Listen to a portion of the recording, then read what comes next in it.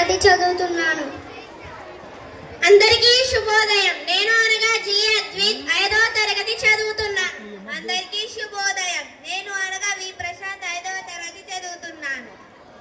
చదువునిచ్చే సరస్వతి తల్లి చల్లగా చూడమ్మా, తందానా దేవనందాన వీరజనాన్ని భరతమాతకు వందనాలోయమ్మ, తందానా దేవనందాన. మహర్షి విద్యాలయానికి స్వాగతమోయమ్మ, తందానా దేవనందాన తరికిట తరికిట జుంతరిత్త. ఏదైనా చదువు మొదలు పెట్టేటప్పుడు బ్రహ్మ విష్ణు మహేశ్వర్లను లేదా వినాయకుడిని తలుచుకుంటాము. కానీ నీవు మాత్రం మహర్షి విద్యాలయాన్ని చదువుల తల్లి అని తలుచుకుంటున్నావు ఎందుకు? అవునవును. మరి మనం ఇప్పుడు ఏం కథ చెప్పుకోబోతున్నాము? చెప్పేదాను వినుము. ఈరోజు మనము బుర్ర కథ చెప్పుకోబోతున్నాము.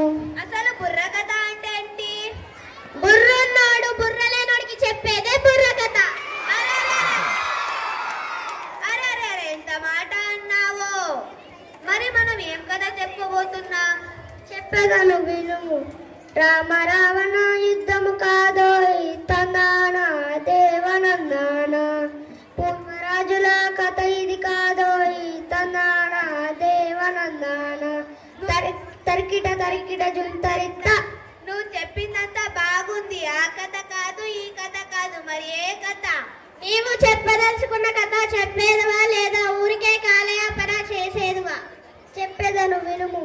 ఈ రోజు నేను ఒక మంచి విషయం గురించి చెప్పబోతున్నాను. అదేమిటంటే మహర్షి విద్యాలయం గురించి చెప్పబోతున్నాను.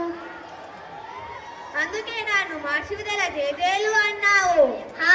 అవునవును, దానికి ఒక పెద్ద చరిత్ర ఉంది.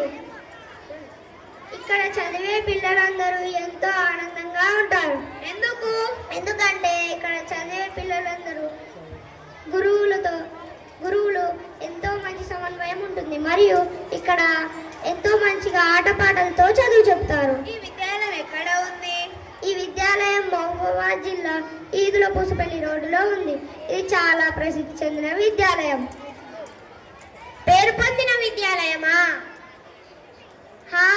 అవునవును. ఇక్కడ గురువులు మరియు శిష్యుల మధ్య ఎంతో మంచి సమన్వయం ఉన్నది. మంచి సమన్వయం ఉన్నదా? అవునవును. ఇక్కడ ఉండే పిల్లలందరూ ఎంతో సురక్షితంగా అమ్మఒడిలో ఉన్నట్టు ఉంటారు. అమ్మఒడిలో ఉన్నట్లుంటుందా? భలే భలే భలే. తందానా దేవనందాన తరికిట తరికిట జుంతరిత్త. దీని వ్యవస్థాపకులు ఎవరు? వారు మనసున్న మహారాణులు. ఉద్యోగుల పట్ల ఆదర్యం కలవారు. పేదల